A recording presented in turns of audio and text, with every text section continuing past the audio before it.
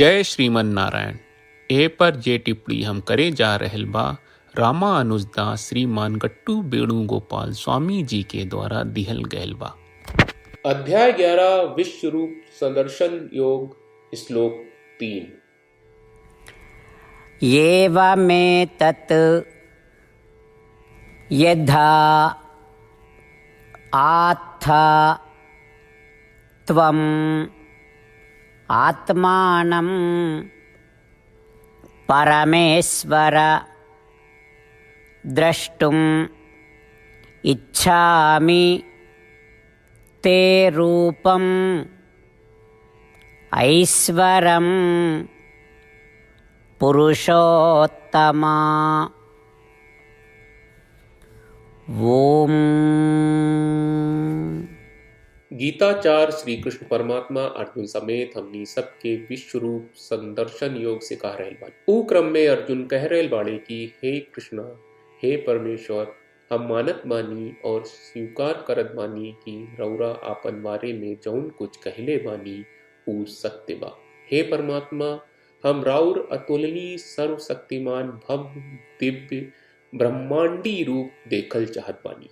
यही तरह से अर्जुन श्री कृष्ण परमात्मा के परम परमेश्वर और पुरुषोत्तम कह के आपन अपार आस्था के व्यक्त कर रहे बाड़े।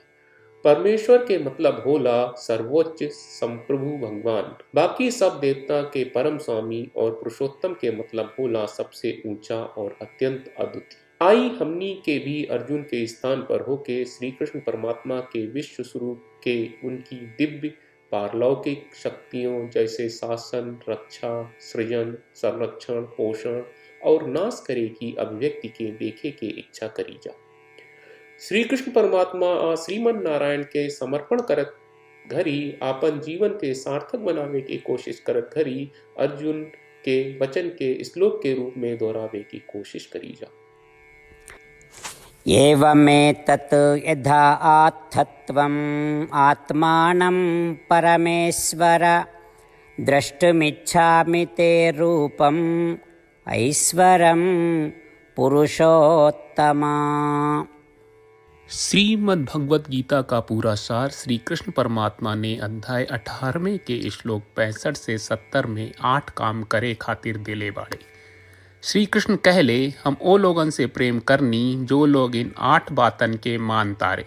हम ओ भक्तन के हर तरह से रक्षा करब। श्री कृष्ण परमात्मा के द्वारा बोलल गईल संपूर्ण भगवत गीता सुनला के बाद अर्जुन कहले, करिष्ये वचनम त्वा, जेके मतलब बा कृष्ण मैं वही करब जौन आप कही। यही कारण बा श्री कृष्ण अर्जुन के हर तरह के सफलता आ विजय प्रदान करेले। आई परमात्मा के आपन व्रत देई कि हमनी के ये 8 गौ कर्म के पालन करी जा। ई वचन परमात्मा के देवे से बड़न कौनो पूजा तपस्या यज्ञ नहीं। हम 8 प्रण कहब जौन हमनी के करे के चाहिए। आप सब कृपया इन्हन के आपन दिमाग और दिल में सोची। श्री कृष्ण के आपन वचन देवे के ई तरीका में हमनी सबकी कल्पना करे के चाहिए कि श्री कृष्ण का चेहरा खुशी से चमकत बा और खुशी के एहसास करत बा। जय श्रीमन नारायण। यहाँ हमनी के 8 वादा बा। हमनी के पहला वादा, हे श्रीमन नारायण, आपका निर्देश के मुताबिक हम हमेशा तोहार ध्यान करब और तोहार बारे में सोचब। हमनी के दूसर वादा, हे श्रीमन नारायण, आपका सलाह का अनुसार हम हमेशा आपका भक्त रहब। हमनी के तीसर वादा, हे श्रीमन नारायण, हम आपन सब काम तोहरा सेवा के रूप में और तोहरा संतुष्टि खातिर करब। हमनी के चौथा वादा, हे श्रीमन नारायण, जैस की आप माने के कहले रहलू, हमरा बहुत विश्वास बा कि हम आपके होई और हम हमेशा आपन दोनों हाथ जोड़ के आपके नमस्कार करब और आपकी पूजा करब।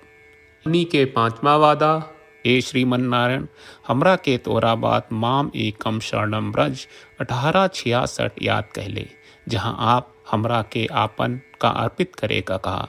श्रीमन नारायण, मैं हमेशा तोहरे शरण में रहब। हमनी के छठवां वादा, हे श्रीमन नारायण, हमरा के तोहरा बात माँ सुचहा 1866 याद कहले कि आप हमनी के शोक ना करे का आश्वासन दे रहे बड़े, हम अब और शोक ना करब। हमनी के 7वां वादा, हे श्रीमन नारायण, आपने हमरा खातिर श्रीमद् भगवत गीता के वितरण करके हम सबके कृपा कहले और आशीर्वाद दहले बा। हम वादा करत बानी कि रोजाना कम से कम एक श्लोक पढ़ब या सुनब। हमनी के 8वां वादा। हे श्रीमन नारायण, आप गीता के पूरा मानवता तक ले गयलू। हम गीता में आपके दिव्य वचन के उन भक्तन तक पहुँचावे के प्रयास करब जे गीता से अपरिचित बा। हे श्रीमन नारायण, हम उई करम जौन तू करे का कहब। हम ऐसन व्यवहार करब जैसन आप चाहत बानी और हम खाली आपका खातिर काम करब। श्रीमन नारायण के रोज आपन वचन देहल कि हम ओइस करब जैस आप कहत बानी, ई अपने आप में बड़न पूजा बा। श्रीमन नारायण, करशे वचनम त्वा। श्रीमन नारायण, हम तोरे निर्देश के मुताबिक काम करब।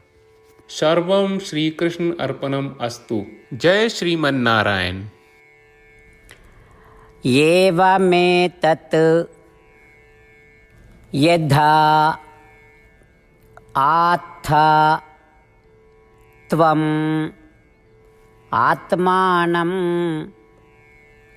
परमेश्वर द्रष्टुम् इच्छामि ते रूपम् ऐश्वरं पुरुषोत्तमा। ओम।